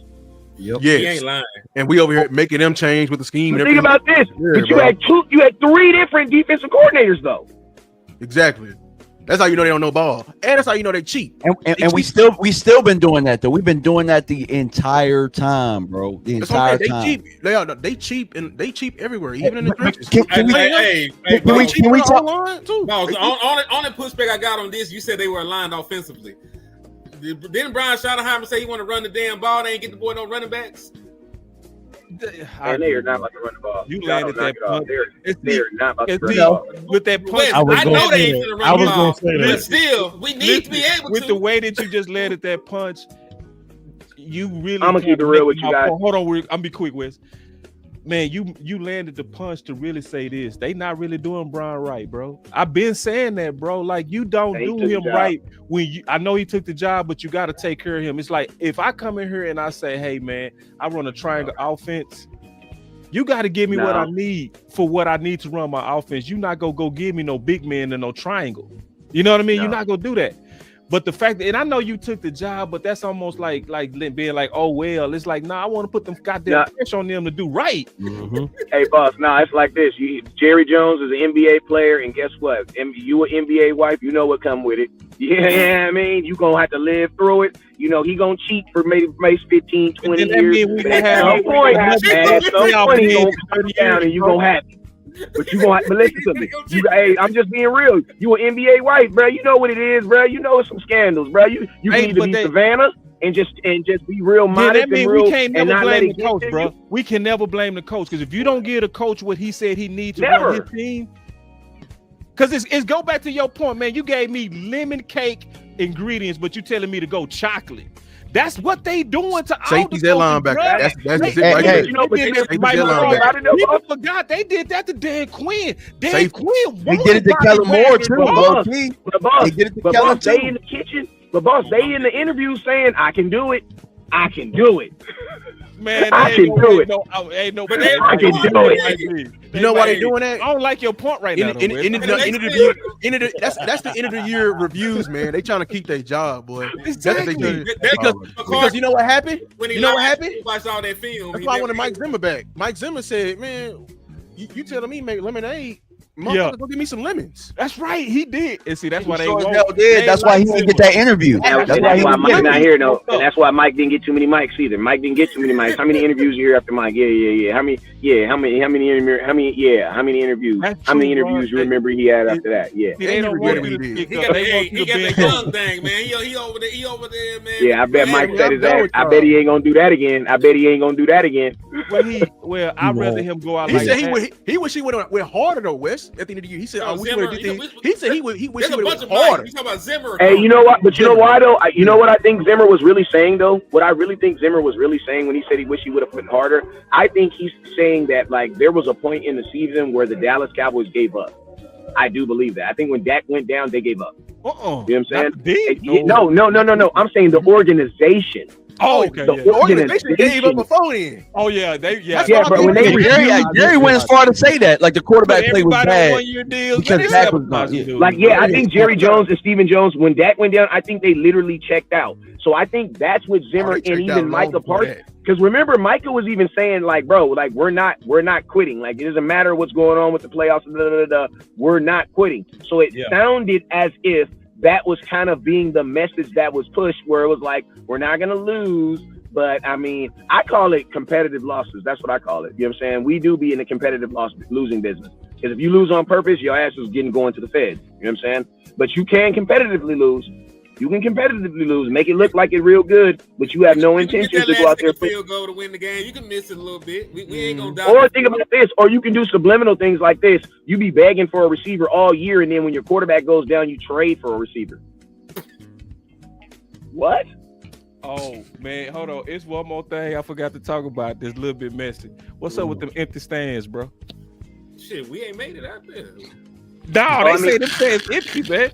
Hey, Wes, you going out there? I mean, I put it to you like this. I've been telling people to not go to training camp until they put helmets and shoulder pads on because, man, listen to me. They're not doing anything right now that is worth me putting my mouths to it. I've learned this over the years, and every year I tell myself I'm not gonna come until they put shoulder pads and helmets on, because man, that's what it is. Like it's an organized OTA, like them running around in circles, and everybody looks good and everybody looks fast. You know what I'm saying? So that's why I say, man, I need them shoulder pads and helmets. At this point, I've seen enough of the Dallas Cowboys running down the street with their state shirt and their t-shirt on.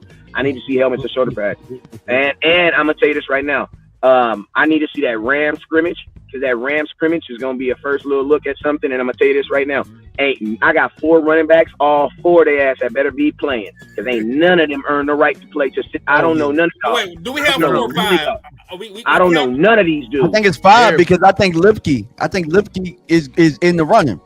Bro, if you don't slap yourself, bro, I'm bringing back slap yourself for 2025, bro. If you don't slap yourself, bro, and never in my life do I ever want to hear about a fullback getting carries, bro. If my fullback ain't talking about knocking someone out their cleats, you, sir, are not a fullback. I don't think he's a fullback. I think we made him a fullback. That's the thing. They converted him. I think they made him a fullback. He was a tight end / running back at the college he came from. That's why he do that tight end stuff. You the only power back you got right now. And he's a damn good fullback too. His lead block can be nice. I think he all of it. Also, Wes, they just don't let it. They don't do it. They need to do more. He got a linebacker. And I'm gonna tell you right here. They don't. The Cowboys. And he blocked better than your tight ends. They just don't let him do it. I seen some tight ends hit the ground today. Hey, I was gonna tell you this right here too. To lay balls out as a lead blocker. And think about this: like the Cowboys are the biggest oxymoron. They're the one, like, bro, we don't believe in the run. We don't believe in the run. We don't utilize the run. But we have a fullback on our 53-man roster. Goofy, bro. That makes no sense. Think about this, right? Crazy. My question to you guys now is the run it. Listen to me. I'm gonna tell you the worst. I'm gonna tell you guys the worst. Hey, my last 2 points, I promise. The worst thing that can happen to the running back room is that nobody separates themselves. Everybody looks exactly the same. Because then I honestly feel that's gonna happen, Wes. And that's what I believe is gonna happen. I don't think either one of them are gonna suck. I just don't think any of them are gonna be worth good. We didn't talk about we hear y'all didn't hear a peep about what's the name today. Y'all notice that? Jane Blue didn't practice. Because my thing is this: what's going on? What's going on, bro? Go ahead. No, I'm trying to figure out what's going on with Blue. Why he ain't practice? Oh, my question is this: Do you think your offensive coordinator is good enough to have multiple running backs at the same game? Y'all think he's good enough to call them type of plays? Who?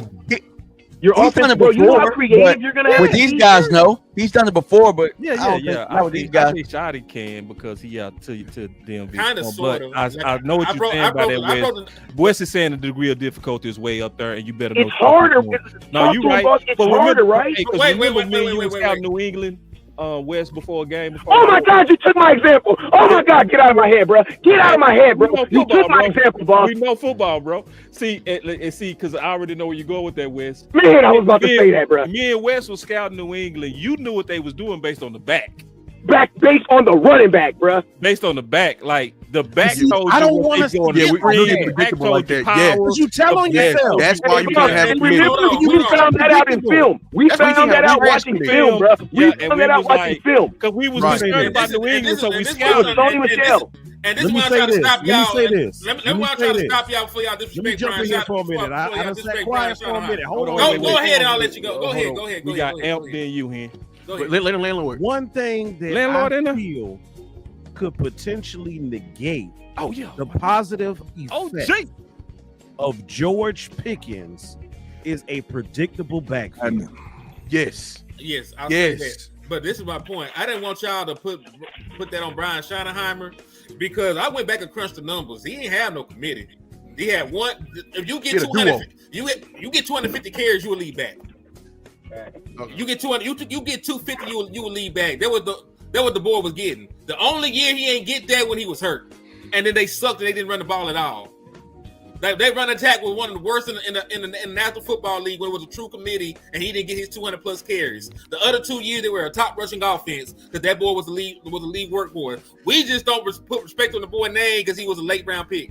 Carson, yes. Chris Carson. Yes, he Chris was a Carson. dog. He was going crazy. He was a dog. 1,200 yards, 1,300 yards. Got hurt. got hurt. And that was after they drafted Penny to be a first-round guy. But I'm pretty sure they sprinkled in Penny a little bit. He just probably had an impact that Chris Carson had. He was always hurt though. Real quick, He was also always hurt. Real quick, I gotta plug DC Universe. Listen, first of all, my boy landlord in the building, so everybody gotta chill real quick. Salute to everybody, man. I ain't want to interrupt nobody. We gotta let the man from Birmingham, the man who got pickers in his blood, you hear me? The man that's from the picket streets. But I want to say this is why I love DC Universe, because honestly, none of us was talking about doing this, bro. This happened spontaneous, bro. We was on the phone and we was like, you know what? Flip doing these individual shows. We all got something to say, and we booted this thing up. So be looking out for stuff like this, because when you see DC Universe, it's probably an emergency, bro.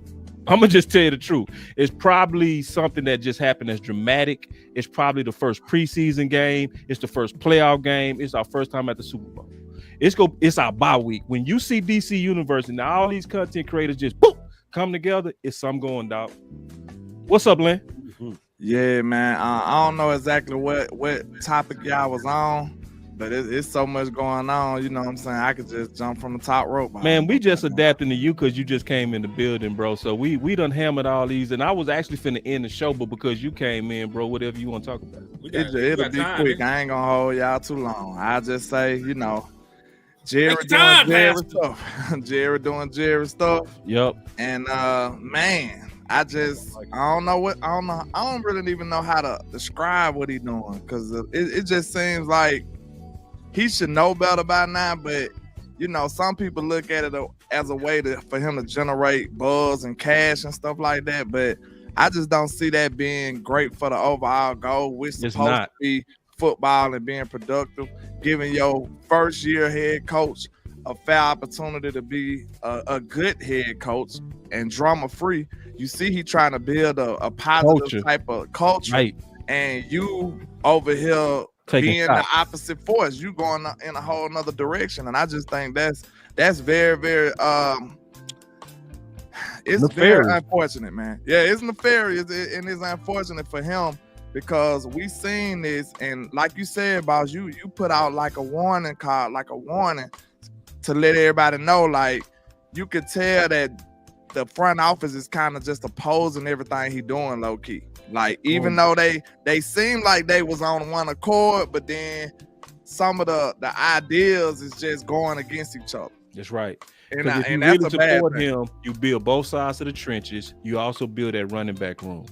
Yeah. If you really supporting him, that's your priority as ownership. And I agree with West Coast. Y'all took the job knowing it's gonna come with this type of toxicity. We would just want them to stop being toxic. We want our ladies to stop being toxic. We like our plates, baby. Just cook the goddamn plate. You know what I mean? You act like you can't do that, Jerry. You act like you can't sit up there and behave yourself at a press conference. But he can't. But and this to the point what Wes was making. Jerry Jones has been the same way for the last 30 years, though. You know what I'm saying? Like if you get this is like if you wife the freak hoe in the neighborhood. You know that she that had a you know this girl that had a train ran on her. She got 4 kids. You know what I'm saying? She got her baby daddy name tattooed on her left ass cheek. You know what I'm saying? And you still cuffed her. Then the other baby daddy on the other one. Them low key be the ones with the ooh-wop. The ooh-wop. I ain't lying. When they got 4 kids by 4 baby daddies, that also mean that thing. They can't pull out. They got that. It bite back. Yeah, when I see those, y'all be like, no, I'll be like, maybe. Hey, that what you say? I got 3 in a possible. See, look, you gotta stay away from that. Hey, boss. Hey, boss. How many times you stop by Little Caesars? Can I give y'all a PCA real quick? Can I give a PCA real quick? Some of y'all ladies is watching this show better not be giggling too hard there. You mean you better straighten up, Blue, straighten up, Amp, straighten up. Straight up. Baby, I was not laughing. I was laughing at a text message that they sent me. Right. You know how Boss Cowboy get.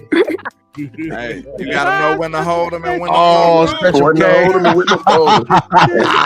Hey, you gonna be later on talking about some you know how Boss get. Man, I was just playing. I was just playing. You know how Boss get. You Hey, think boss with don't the other judge before head. kids. You think with the other head. That's the problem. But that's my point. That's my He point. been good. That's my point, though. Jerry Jones' track record is exactly this. He say wild stuff. He's in the way. He He a gonna do wild things boy. he way, and he's 80 years old. He ain't gonna change. So No. you know what's gonna happen when you take the job. So I understand. Monkey grip is crazy. He getting worse though, bro. They going crazy. Hey, they feeling it. That's older. why they feeling it. You want to know Getting something, worse, though? bro. Something I noticed about Jerry is like, to a certain degree, you kind of understand where he's coming from. Yeah, But for the money, He's yeah. so delusional that he should understand that the way he's operating is not working. But that's the Yeah. point. Hold You on. don't It's care, bro. outdated, bro. Is what it is. It's So if outdated. you look at outdated. where he's coming from, he's saying like, I done did stuff in this league. I done been this person. I done this. I done accomplished this. But we up here like, nah, Papa, you need to sit down. All that shit weak. All that's outdated. Like it's almost trying to have that conversation with your uncle and them. Like, hey, them jogging suits ain't it no more. Them Swiss suits ain't it no more. And they up there like, well, I got that sauce. I done got so many of them over this flag. We got G Unit, baby. G Unit. Like, boy, I put your grandma in this suit. See, Jerry, Put on listen, the man. You linen know who suit, Jerry and he is, like, bro. bro, this linen suit ain't never not worked. So how you gonna tell me that this ain't what I should do?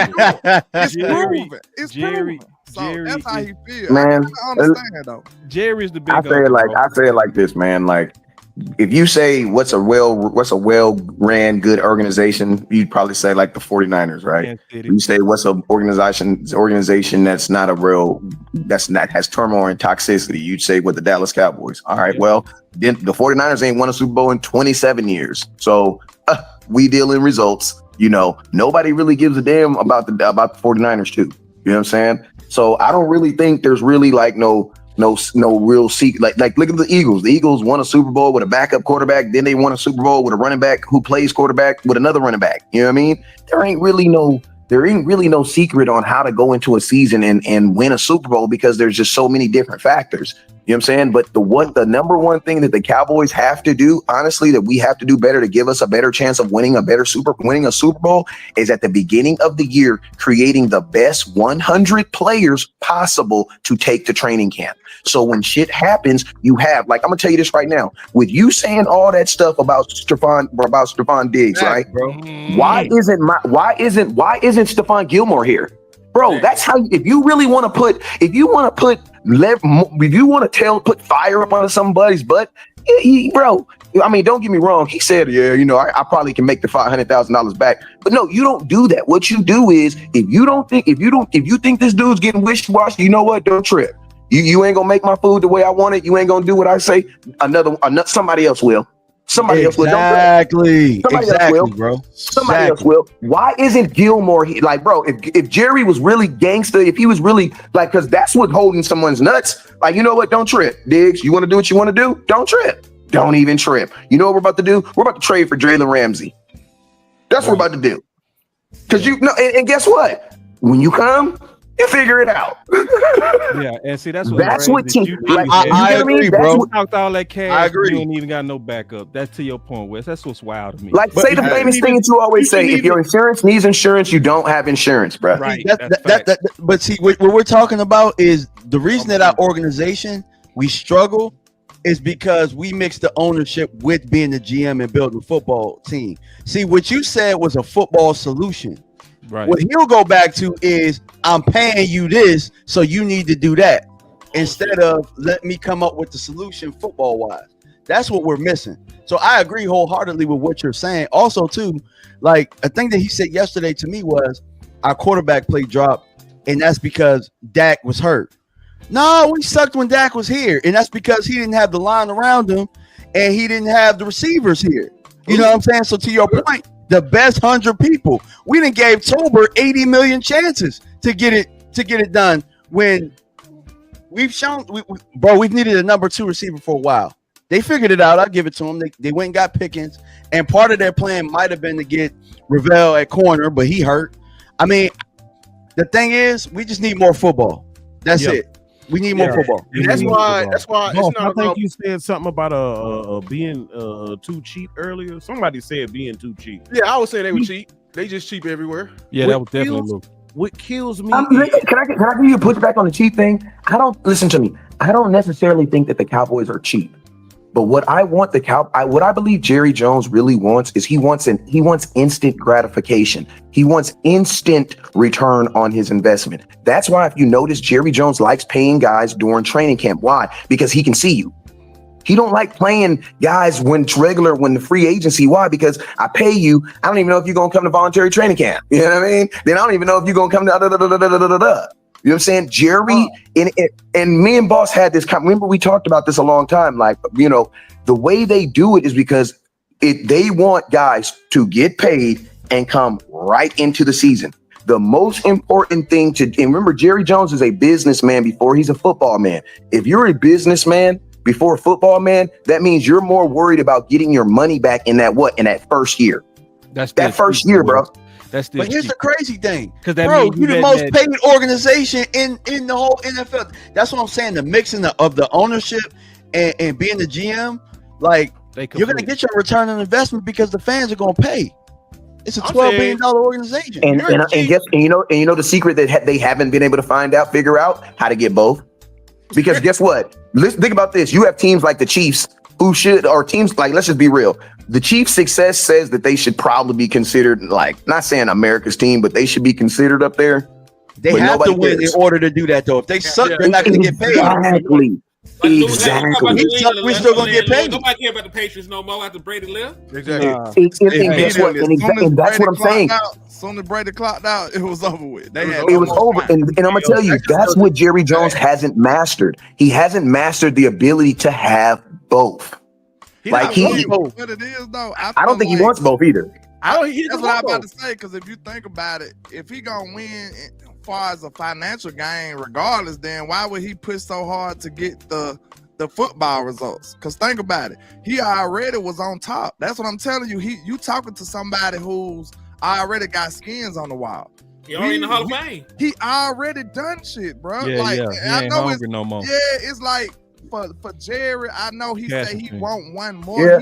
He might want one more, but do he have to have one more? Is it a necessity? Can he not live without getting this one more? I don't think so. I don't think that's how he's looking at it. I think he's looking at it like, you might want old girl, but do you have to have her? Like, what are you willing to do? Landlord, and think about this too. I don't think he on that. And think about this. You're absolutely right. Because think about this. At Jerry Jones' big age, I'm going to be honest with you, man. My grandmother's 89 years old. On some random stuff, she woke up one morning and I bought my daughter a car. She woke up one morning and said the Lord told her to pay the car off. I financed the car. The car was $26,000, bro. We picked her up. She went and she paid for it, right? Just paid for the car off, right? What I know, do you think Jerry Jones in his mind at his old age, knowing he about to go see Landry, cares more about another championship for his family or putting another $200-300 million behind his family? See, that's why I don't like having a GM that can't be fired. But answer that question. I want you to answer the question right now. At his age, which one? Legacy. He wanted $300 million. Legacy. That's why he set Steven up to take over. That's why Steven's the co-owner. That's why he put his nuts up. I really want to talk to the agents. I'll finna jump in there and say that. Wait. That Stephen Jones talked to the free agents. It's not Jane, it's me. That was and that was Jane. He and if I'm being 100, I like Steven talking. Steven was straight to the point. He might not give us what we want. He might not give us the answer that we want, but he gonna answer the question. We ain't gonna hear Steven parables. We ain't gonna hear a whole bunch of folklore. When he said with Diggs, he said the de-escalation is in the contract. I said, yeah, it is. That was cold. Now check this out though. I had to give Steven props on that. This right here say a lot to me. This right here, we can make this panel right here an example about how Jerry's legacy would be perceived by the masses. All right. No matter how any of us 7 people feel about Jerry Jones, is he not still a Hall of Fame person? Yeah, he already is. He's the best owner in any sport. In my opinion, genius. Did he still not make the greatest, the most productive NFL franchise ever? Did he not do that? I don't think it's just NFL, bro. I think it's okay. He's the greatest owner ever. Franchise ever. Did he not become one of the most polarizing people on the planet? Did he not do No, that? Jerry Cole. See, this is what I want y'all to understand. We should be selfish about only football and only progressing as a team and getting another Lombardi. Jerry's sitting up here like, bro, I'm already at the top. I'm already home. That's like, old to me. Howie whooping that ass right now because Howie ain't trying to get his job taken again. You see what I'm saying? Jerry, you can't do nothing to him.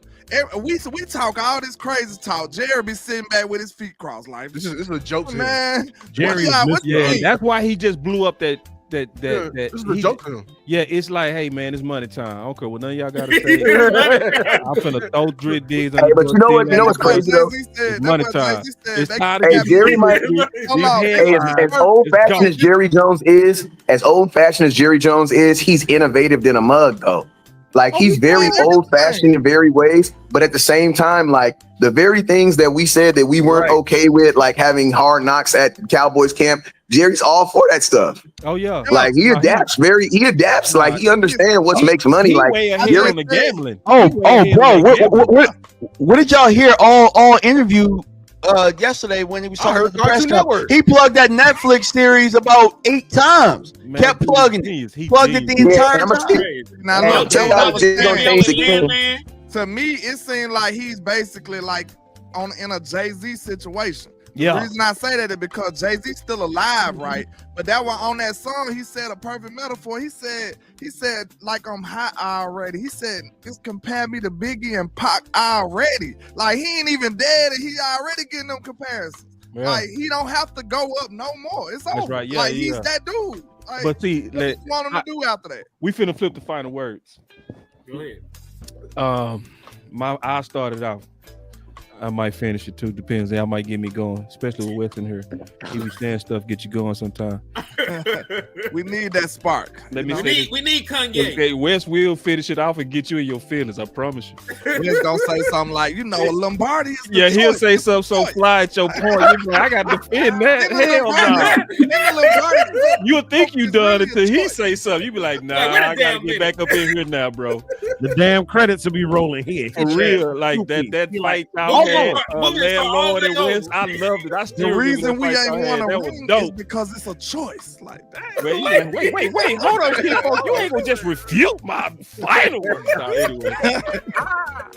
But now, first of all, I still want to give homage to the homie West. Like I started that way, I'm gonna finish that way. When I saw 37,000, bro, I was so happy, bro. You know what I mean? Because it's like I rocked with you for years, bro, and I know you do genius stuff that people don't see. I know you a fish in the lane and be eating all the fish and nobody even know that you eating like that. You know what I'm saying? Because you genius like that. He don't do a lot of bragging. He don't do a lot of I'm the biggest YouTuber shit. He'll be over there quietly drumming up millions of views and you won't even know it, bro. You won't even know it, bro. So I'm proud of you, bro. And I like your mind. Definitely always glad to do content with you. Whether we agree or not, it's always just good to do content with you. So the football things that's going on with camp is dope, bro. See, I know Jerry kind of got in the way, but let's not forget the fact that these balls are flying to the ball. Let's not forget the fact that Pickens looking good out there. I know we got concerns at One Tech, but I tell you this, I take a culture of competitiveness, fairness with a weak One Tech room, than bureaucracy with a strong One Tech room. And yes, I did say that. I would take a competitive culture with a weak One Tech room over bureaucracy culture with a strong One Tech room, because it's gonna fail anyway. You know what I'm saying? I'd rather them dudes be flying to the ball like they are, right? With a weak One Tech room. I ain't saying that's acceptable, but I'm saying I'd rather have what I'm seeing under Brian than what I'm not.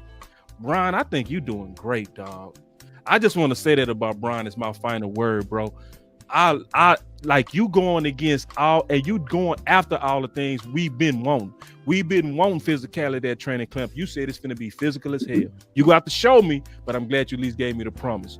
You also came out strong and say ain't nobody getting nothing until we finish with these practices. You have to show me, but I'm glad you put your nuts out there on it. So my final word is this, man. Great day. Great first practice. I hate that Jerry and them go Jerry, but y'all not go distract me from the good football that I'm seeing. That's my final word. I'll go next. Yeah, I'll go. Okay, You'll go. Go ahead. Go. I'm gonna say this, man. You know, I love all the talk, man, but I do know this. I remember a dude named Mike McCarthy that got fined $280,000. I'm pretty sure Jerry paid that. It's like $280,000 because his practices were too physical. So I've heard that before. I love y'all, but I've heard that before. Heard it all before. You know what I'm saying? And like, listen to me. And I'm keeping it real. Like, I'm gonna keep it real with you. Like, I don't care. Like, I don't give a damn about a man that gets physical with his own woman. Like, bro, that doesn't prove nothing to me. You know what I'm saying? Like, bro, I need that to translate over into the starters. Because you got to remember, half the people that said training camp ain't even gonna be on this team anyway. So talk to me about, like, let's put some names on this physical shit. You know what I'm saying? Because I don't care if number 49 is physical. I don't give a damn about him. But I need to know, is my starting D tackle going to be physical? Is my defensive end? Put some names on this shit. You know what I'm saying? Let's really start dropping things. If you have no problem calling out Trevon Diggs for his workout, call out these other dudes that's not being physical. Because I don't care about these random dudes being physical. I need the dudes that's going to play in 2-3.5, less than a month. Those guys have to be physical. Now, I am next. That's on that. Secondly, I'm Mr. Run the Damn Ball, but I ain't screaming run the damn ball, nor am I nor am I even wearing a run the damn ball hat. They are all in storage. They in storage until Miles Sanders show me that his ass can lift my garage and pull them out. Because I am not by views. Not listen to me. Miles Sanders, Deuce Vaughn. What's the other boy name? Yeah, exactly. Ron Blue. I'm not about to put my hat and my brand on them dudes. I don't know them. What? Your Honor, I do not know them dudes. I'm not putting my brand behind them dudes. I'm not putting no run the damn ball hat and having the whole nation talking about run the damn ball, and then they be running the damn ball, and everybody looking at me talking about, see West Coast? This is what West Coast be talking about. No, that's not what I'm talking about. Behind that, bro. I'm not putting my brand behind them four dudes. I don't know them. No. And listen to me. Listen to me. If you want to beat the Eagles, it's throw the damn ball. Goddamn me. Dallas better throw the ball to CeeDee Lamb, and his ass better throw the ball to George Pickens. And then after that, you can throw whoever you want to. My last point I'm going to say about this. That's wild. Did I just my last point? This is my last point. I've been putting some of that sauce down now. Hey, listen to me. We do this game. Listen to me. We do this. We play this game on Uncut Cowboys all the time, right? As soon as I play it, Henny and Landlord, they're going to know exactly where I'm going, right? All right. We're going to name in the ranking who you're going to give the ball to if your life depended on it. Right now, your life had to depend on it. Who you giving the ball to first? CeeDee Lamb. George Pickens. Who you giving the ball to next? George Pickens. After that, who you giving the ball to? Jake Ferguson. After that, who you giving the ball to? Maybe Jalen Toll. I still ain't going to no running back. Okay, after that, who you giving the ball to? When does my boy Mingo, then maybe a running back. All right, so basically what you're saying is I got to use two hands before you can even get to even calling a running back's name. Then you don't have a running. We're going to get about a Tyler Booker. Then, bro, listen to me. You have fifth string. We have fifth string wide receivers we feel more comfortable throwing the ball to than a running back that starts to hand the ball off to. Oh, I forgot about Turpin. I'm sorry. You don't have a running back, bro. I said Turpin. Whoever your running back is to get the ball because he's a running back, not because he's a good one. I'm just being honest with you. Your running back's going to get the ball because he's a running back, not because he's a good one. You got to put Brandon Aubrey up there. Brandon Aubrey before them. Brandon Aubrey right now. It's supposed to be final let words, Brandon man. Aubrey kick it. It's supposed to be not a debate. There ain't no I'm debate. trying to go, man. I'm agreeing. He ain't lying. So basically, I'm just trying to speed y'all up. So basically, that got to get the 7 options before you want him to give him the ball to the running back. So that's crazy. Think about this. Why would you even take a play from CeeDee Lamb to give it to Miles Sanders? Think about that. Answer that question. That's really my last point. In what world on Madden would you call a play to Miles Sanders over CeeDee Lamb? Not in the year 2025, my lord. So you really telling me CeeDee Lamb's going to be on the field and you're going to say get the ball to Miles Sanders over CeeDee Lamb? You get fired for shit like that. No, bro. You don't have a running. Our starting running back isn't on the team. Praise God too. In college. Hey, I ain't gonna lie, from his picture, He's in like college. he's smoking some good herbs over there. He's smoking some good herbs. I'm about to turpin better than Pickens. He said turn better than Pickens. Hell no. Go, Lou, go. That nigga got to mail that to me. Because they gonna keep going, man. My final words is this. I'm gonna keep it short and sweet. I'm proud of Shotty, what he's doing. He's building that. Y'all remember when y'all played? If your coach built like an imaginary dome around the practice field and just check everything at the door. Check all your emotions at the door. Sometimes dealing with your own situations and everything like that. I see that, about what their energy, how they doing at practice. Because, with our ownership and they still having good practices, that tells me that Brian is doing a good thing and they sticking together outside of practice. You know what I'm saying? That's slowly but surely like a culture that's being, being the culture built. look tight, bro. They being tight, and that's going to have them even closer. So yeah, I'm proud of that. Win. You got to win despite front office. Yeah, despite front office. So I am proud of that. But other than that, I don't like what you're doing at running back. I've been telling you to get a running back. Hopefully, defensive tackle. We just need to stop being cheap. I said the Cowboys be cheap because they always get players that can play multiple positions, especially on the O-line and D-line. We're seeing it with Mozzie right now. They want him to play both two positions. That's why we can't ever get deep nose tackle right, because that's buying somebody to play one position and one position only. Same thing with O-line. They want left side guys, guards and centers and everything like that. And then other than that, it's still, Jerry and Steven, shut the hell up, please. Dog, get off the damn mic and do what you're supposed to do. Pay our players and stop bullshitting. Y'all playing with my emotions. That's my point. Right, I'll go ahead and go first. All right, and I'll say this, man. It still stopped the damn run. I did not like what I heard about Mozzie Smith. You know what I'm saying? That they view him as a 3, viewing him as a flex, him losing weight, all this stuff that it sounds like we in the Twilight Zone. We reliving shit. But this shit just happened. So I'm gonna say it again, man. I done said 1,000 times. I done did 50 shows on it. I done made 50,000 Twitter posts about it. The Dallas Cowboys run defense ain't been worth a damn going on half a decade. You were 30th last year. You were 30th in 2020. If you close your eyes and you in a coma in 2020, you went to sleep, you woke up, your run defense still ain't shit. So guess what? You're gonna have to be a better organization, man. Like teams that win the Super Bowl, they can stop the run.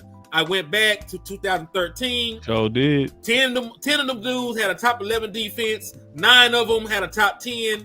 Like 5 of them had a top 5. Like you got to stop the run, dog. If you want to be like a real legitimate team, man. That stuff holds true. And at this point in time, it's 2025. We ain't got no flying cars for a reason. We ain't got none of that. The wheel, when they invented it, they perfected that shit. You ain't got to reinvent the wheel. It's the end all be all. Stop trying to reinvent the wheel in your trenches, man, and go get you a one tech. If you really want to win, you really want to compete. Because listen, all that throwing the ball around the yard, that shit cool. You gonna win about 12 games. Dak Prescott gonna be an all-pro. CeeDee Lamb, Jordan Pickens gonna get paid. There you go. So I appreciate my boy boss for keeping all the receipts, man. Man, I always do. Man, he a real one, man. Let's go down, man. All these teams, they got good run defenses. The only outlier with the Chiefs, and we ain't got Andy Reid and Patrick Mahomes. That's right. We can't even duplicate that. Right. They probably turn it on too. They probably turn it on in the playoffs. It's a chance, but a slim chance. Yeah. That's all. That's what that's really saying. It's not saying it's impossible. This is something I want to also piggyback on to say. This is my challenge to the defense, man. Y'all ain't shit till you stop the run. You ain't no good team. You don't deserve no nickname. You still got the hot boy chain. You tuck throw them away. So y'all be Debo come around every playoff time anyway. Tuck your chain, little boy. Tuck your chain in. You in LA. Hey, you ain't like that, man. You in LA, man. Tuck your chain. Tuck your chain, boy. It ain't safe out here, man. Yeah, so man. Listen, These balls, you gotta check in, bro. Until you stop the run, you ain't shit. You ain't no good defense, man. I don't care about you getting sacks. I don't care about none of that shit. Listen, all it takes is a running back and a will to keep running the ball to beat y'all ass into submission. You fold up, you fold under pressure every time. So guess what? The day that I ain't gotta lose sleep, game planning for a fucking running back is the day that I respect you as a defense. Until then, I don't hear none of that whole shit. That's my final word. Man, I ain't never get paid with Henny, man. God, that boy. No, you didn't hear it straight like that. I be getting yellows. No, I don't get yellow. Yeah, I'm gonna go because I know Amp got to end this thing, bro. I know Amp got to end it at some point. But I think my final word, where I'm gonna start with, is things that I really love today. I love the solidarity. And we talk about leadership. The word leadership was thrown around. Yeah. What I saw a man stand next to his brother. That's right. When his brother had to answer questions, he stood there right with him and answered those questions, Man, even though he got question marks. He got in the cut with him. Surrounding him, and he stood there. They stood there together. Only thing that I really ask is more of the team do that. You know what I'm saying? Dak, these your brothers over here. Step over here with them. You know what I'm saying? Step over here with him. I saw you dancing today. You look like old Dak. Step over here and show the solidarity. Because the thing is, that's how we're going to win. These guys are going to have to win in spite of what's going on upstairs. And there's a movie that I know you all have seen, right? Classic. They had a movie. It's one of the movies where probably the sequel might have been better than the original. But Major League, like, remember, the owner, boy, you going hard right now. The owner, let him cook. She was trying to sell him. She was trying to do everything. She was trying to, as a matter of fact, their facilities and their hot tubs and stuff was breaking, and she wasn't spending the money on that type of stuff. But them together, the solidarity is what got them through. And I look at it this way: Micah's leadership led us to have this show today. That's right. And we got to show the solidarity as well. That's right. And stay on their neck. You know what I'm saying? Players, you stay on their neck, and we got your back. We got your back, and that's all I really got, man. That's my final word. That's the everybody final word. For the solidarity. You got to clip that one, bro. You killed it. You got to clip that. So, hey, Land, you want to go? Then we're gonna let Cuz shut it down for us. Yeah, Land. Oh, we can. Well, I'll say this. Football is finally back. That's one of the biggest points I see, man. And I've been waiting on it. I understand all the positivity that I've been hearing from Shotty, and I know it's culture that he's trying to build. But I feel like the biggest opponent, the biggest Achilles heel that could possibly be in our way is the front office going against it. Like they look like they the number one enemy right now. Like the players, you hear all the good stuff and all the camaraderie coming from the players and the coaches. That sound like they uniform. They sound like they are on one accord. But then when you cut to the ownership and the leadership, they start talking about the opposite stuff that you're hearing from the coaching staff and the players. So, and not only that, they throwing disses and shots at the players. So, do you think this one thing I criticized Shotty for? I said, man, I ain't never heard Shotty say nothing negative about a player. Not one time. Zero. Go back and look at that. But you hearing all the negativity coming from the ownership about the players. You see what I'm saying? That's a prime example to show you that they are on opposing sides. They clashing right now. So that's why I had to salute the boss, because he kind of pointed that out to me. Because I'm up here trying to, what they used to call, like, you G-checking Shotty. I'm trying to see if he a real one. I'm just trying to see if he gonna follow through. My eye focus on him. I already know what the ownership doing. Right. I'm trying to see, is he gonna be the guy that can overcome all of this? Because just like you said, in Dallas, you took the job, Shotty. You got to win despite of your front office. This is part of it, bro. This Dallas. It's a big circus. It's a big distraction. Are you that guy that can build that culture that's so airtight that you can get over the hump and you can overcome all of the foolishness and all of the bull crap that's going to stand in your way? You got to be that guy, because guess what? You told us you were. And you might have not said that, verbatim, but I'm sure you went in that front office and told Jerry, hey, you see how Mike McCarthy messing up with Dak? I got that. Why? Look, I can make Dak that guy. Oh, you see how Mike went running the ball? He went in there and made some promises, y'all. That's the only way this coaching search, aka a coaching search, went like this. He went in there and made some promises. It sounded good, and they said, okay, we gonna give you a shot. So he gonna have to find a way to deliver and come through against all the odds that the front office throwing at them. That's what everybody, every player, every coach gonna have to face when they come in here for Dallas, bro. Just like who that was that said Patrick Mahomes wouldn't have won Super Bowls here. He talking about them challenges from the front office and the media and everybody opposing the things that you trying to do to be successful. That's right. You must put football first. If you don't do that, you will not get the results that you need. You will not be holding a Lombardi at the end of the year because you got to prioritize football over all. And it's just hard in Dallas. So we got to get behind Shotty and try to push this team to get to where they need to go. And that's my final word. All right. Salute. So I heard a lot of good things today. I heard a lot of things I didn't like to hear. A lot of things I didn't care for. A lot of things that downright, quite frankly, pissed me off.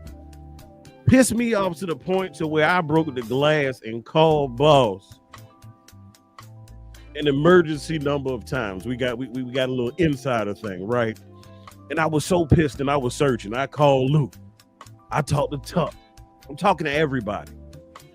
And I'm like, man, it is no way we got our asses handed to us by Green Bay in the fashion that we did, and Jerry and Steven over here cool as a damn cucumber. I can't get jiggy with it. I'm sitting here.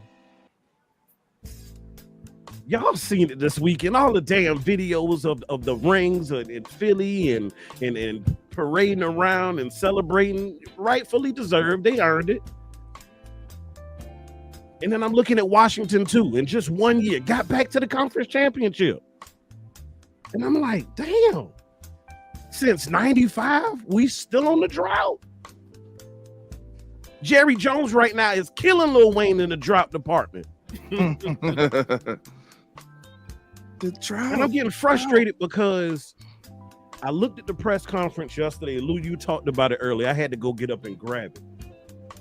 Because I heard that man say something that struck several nerves inside of me. And he said, I want to win one for my daddy. That touched my soul, y'all. Because guess what? My daddy, Cowboys fan, where we at? AT&T Stadium. The man that taught and showed me football. The same man who, when I look across the city and I see other individuals and other coaches talking about players who have come up, players that they are happy to see going off to college, and he's being prideful about being their coach, that individual was my father's player. So now I'm seeing the trickle down to the tree, and I'm seeing it trickle down now to Shotty. And Shotty has taken all of his experience going back to St. Louis, and he's soaked it up and he's absorbed it. Not only is he a student of the game, he's a teacher of the game. And when I look at him, y'all, I challenge each one of y'all in your free time. Go look at the OTA videos. Go look at all of them. And go look at yesterday. And go look at today. That man has a different look in his eyes. That man is passionate about ball. Yeah. That man see is burning inside. exactly what you. I He different. see the fire in him. That fire, that football is here. I ain't mean to cut off your final You word. good, no. But you right. It's burning, dog. You can and see I'm Brian is seeing lit, bro. Like he's lit. The song, what was it? Nicki Minaj had a couple years back. I've been waiting for this moment for life. That's what Shotty has done. He's waited for this moment for life. Everything he has taken from the college ranks, NFL, playing at Florida, all that good stuff. And so he has taken all of that, even had the advantage of sitting and watching over Mike McCarthy's shoulder. He saw already before he even decided to sign up for this job, he saw how management was. He saw how ownership was. He saw the meddling things that they did. So in his head, you can't tell me that man ain't already calculated about how he wants to counter what Jerry and Steven try and do. So I'm looking at it and I'm seeing things, and yeah, we did make some good improvements this offseason. I'm cool. I'm appreciative of some of the things that we got. But I do not want to settle. I don't want to settle. I don't want Jerry settling, Steven settling. I don't want Shoddy settling. I don't want y'all settling. I don't want nobody on this damn panel settling. Because at the end of the day, like Tyler Smith said, hell, is the mission not to go get a championship every year? If that ain't what we do it for, what are we doing it for? It ain't Wednesday, but y'all know what time it is. What we doing? Okay. What we doing? What we doing? Yeah. So with everything that Shoddy has in his arsenal, the way that he is prepared for this moment, the worst possible thing that Jerry and Steven can do is piss this opportunity away, not maximize the moment, not empower your head coach, undermining decisions, doing what it is that you would prefer to do because you don't want to listen to your coach because it's your show. That's the worst thing you could do to that individual, because that joy and excitement he has, it's like a kid who is anticipating, waiting on Santa Claus to come.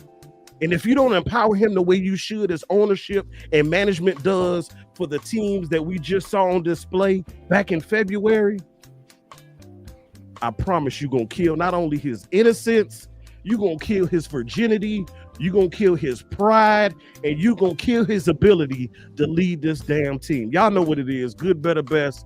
Never let it rest till your good becomes your better and your better becomes your best. Until next time, Cowboys Nation, y'all be blessed. Indeed.